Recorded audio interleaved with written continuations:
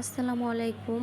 আমি আজকে আপনাদের দেখাবো মাগুরা মোহাম্মদপুর রাজা সীতারাম রায়ের বাড়ি।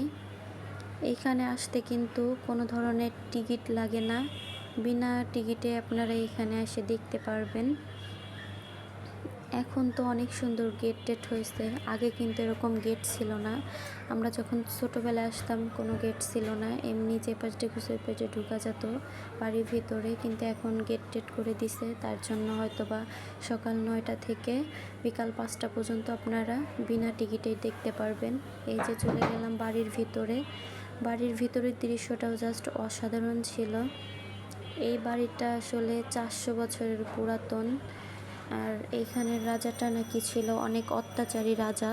রাজা সীতারাম রাজা নাকি অনেক অত্যাচারী রাজা ছিলেন, মানুষকে শান্তিতে বসবাস করতে দিত না।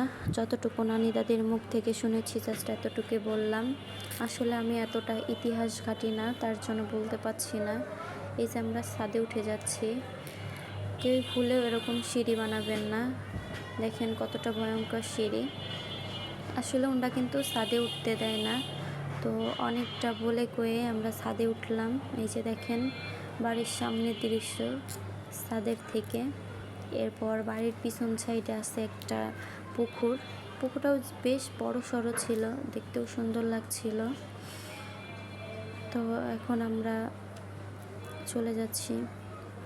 পুরো ভিডিওটা আপনাদের কাছে কেমন লেগেছে অবশ্যই কমেন্ট করে জানাবেন। আমার কাছে তো পুরো বাড়িটা ঘুরে দেখে ভালোই লাগলো। এটা হলো রাজার মন্দির ছিল। দুপুর টাইম তো এর জন্য আর মন্দিরে ঢুকলাম না। ধন্যবাদ।